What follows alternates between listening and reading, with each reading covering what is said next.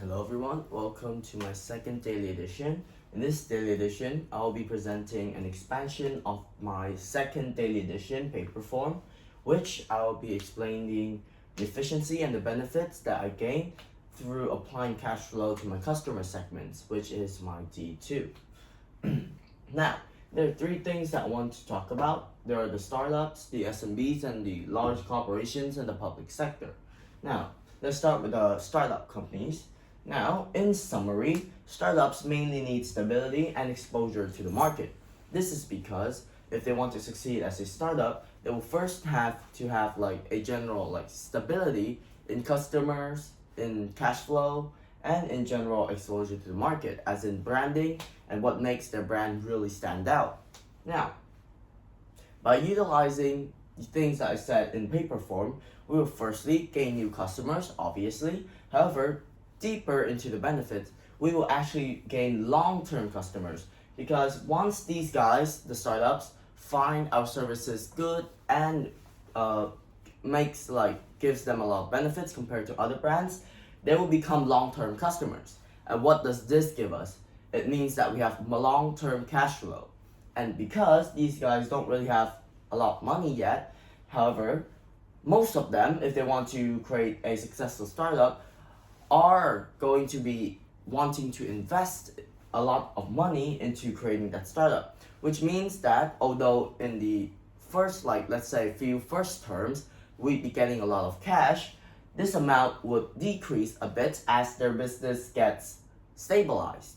Now, that's one major benefit of when we talk about startups and apply the methods that I talked about in my paper form and how we apply cash flow to them. So one benefit is that we gain long-term customers. Second is we gain trust, because if we help a lot of startups successfully launch their careers, people around the world, especially larger brands, will see us as a reliable contractor that helps other businesses explore the market successfully, efficiently, and with a reasonably placed pricing, I guess. Now, the startups, while they need stability and exposure, are very different from the SMBs, because in my opinion, small to medium businesses are basically just the upgraded version of startups.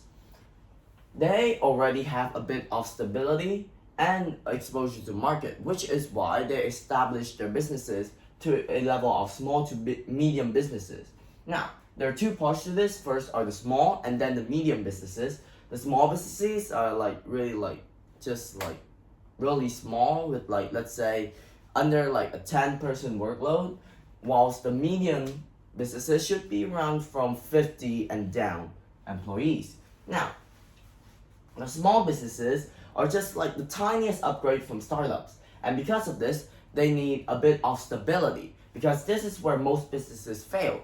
When businesses gain too many employees without a proper cash flow, it means that they don't have enough money or income to pay their employees and operational costs. Because of this, they fail, but fail really slowly, so that their business downgrades time from time until it's just a startup, and then it fails.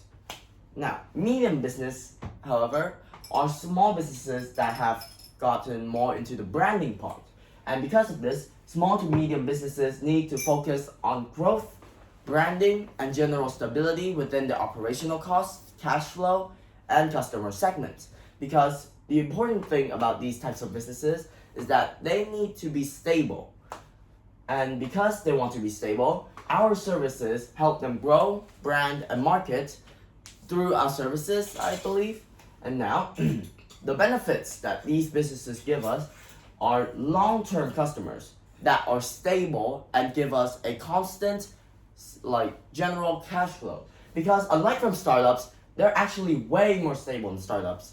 And because they have more branding, more growth, we can be rely more on them for a stable income, because we already know that they'll be depending on our services and maybe a few other. And that is one of the benefits that they give us. Now, to sum up the last few things I've said, benefits from startups is a early cash flow / recognition from branding. And for the benefits in SMBs, it is having a passive and stable cash flow, I guess. Now, to large corporations and the public sector. Now, this part, since they're like a really big company, let's say a large corporation or a large company should get around like 100 to 200 employees, maybe up to like 500, I guess. And now, they mainly need stability within their employees, because I believe, after my research actually, that this section is the section that is most affected by unemployment, because these companies are large companies. When prices or maybe inflation rises, the costs that they need to operate also increases, and with that many employees in their business, it means that they either don't have enough money to pay their employees, or their operational costs increase, or their efficiency decreases. And because of this, we need to enhance their stability further, as well as remove or implement risk mitigation, because these companies are really big, and unlike these companies where startups, if they find risk, they just fail. SMBs, if they find risk, they just fail again. These companies from a large corporation, when they find risk, it's very complicated to solve them. And it's way better to just implement risk mitigation from the start. And this is where our company comes in. Now, because there are such large corporations, our services firstly need to be very, very well designed as well as well made. However, the benefits that these companies will give us, firstly, is that since they're large, I guess, the amount of income that we get from these companies, although we're not going to get a lot of customers as large corporations unless we build a large brand, the income that we get from these people will be longer and more, because companies like this want to ensure services for a long time, let's say for 3 to 5 years, for example. And because of this, they are most likely to gonna get like a discount when in subscription-based pricing. So they're gonna try and focus more on building their stability and risk mitigation based on our services for that period of time, or 3 to 5 years. And because they're such large companies, they can't really change their subscriptions at a moment's notice, because it's gonna change the flow in the company.